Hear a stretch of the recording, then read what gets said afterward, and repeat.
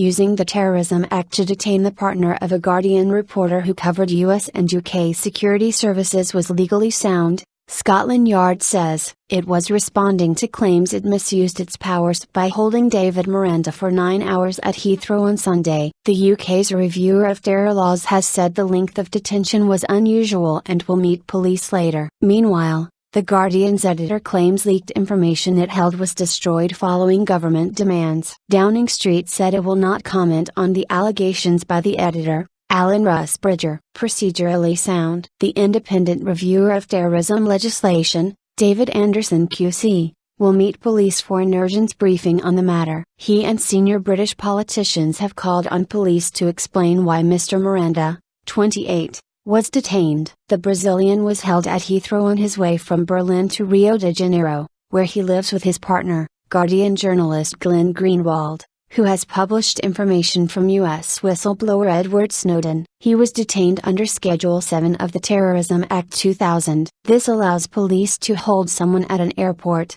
port or international rail station for up to 9 hours for questioning about whether they have been involved with acts of terrorism. Mr Miranda said he was kept in a room and questioned about his whole life. Scotland Yard, which has not revealed on what grounds he was detained, said in a statement on Monday night that the examination of Mr Miranda was subject to a detailed decision-making process. The procedure was reviewed throughout to ensure the examination was both necessary and proportionate, it added. Our assessment is that the use of the power in this case was legally and procedurally sound. Contrary to some reports, the man was offered legal representation while under examination and a solicitor attended. No complaint has been received by the MPS at this time. In Germany, Mr Miranda had been staying with U.S. filmmaker Laura Boyd-Ross, who has also been working on the Snowden files with Mr Greenwald and The Guardian, according to the newspaper. The paper said Mr Miranda was stopped while he was ferrying materials between his partner and Ms Boyd-Ross. I was kept in a room with 6 agents coming in and out and asking me about everything,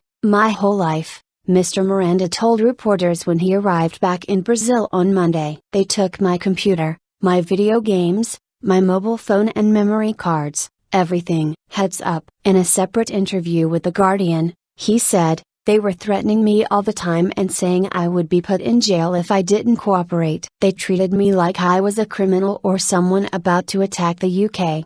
It was exhausting and frustrating, but I knew I wasn't doing anything wrong. He said he had to tell them the passwords to his computer and mobile phone. They said I was obliged to answer all their questions and use the words prison and station all the time, he added. The U.S. government has said British officials gave it a heads up about Mr Miranda's detention but said the decision to seize him was a British one taken independent of our direction. Brazil's Foreign Minister Antonio Patriota has called the detention not justifiable and has sought answers from his UK counterpart, William Hague. Downing Street has said the case is an operational matter for the police. Mr Greenwald said the British authorities' actions amounted to bullying and linked it to his writing about Mr Snowden's revelations concerning the U.S. National Security Agency, NSA. Mr Snowden, who has been granted temporary asylum in Russia, leaked details of extensive internet and phone surveillance by American intelligence services. According to The Guardian,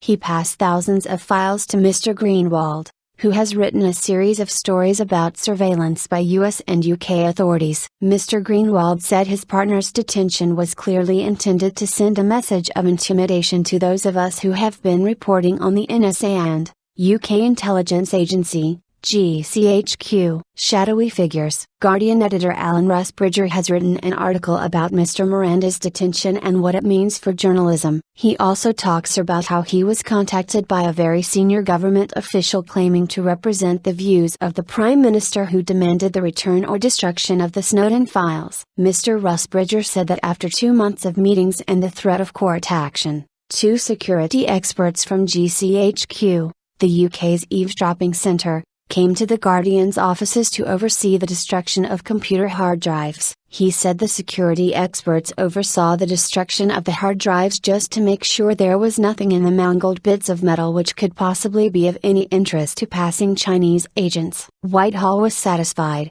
but it felt like a peculiarly pointless piece of symbolism that understood nothing about the digital age, He said, "We will continue to do patient, painstaking reporting on the Snowden documents, we just won't do it in London."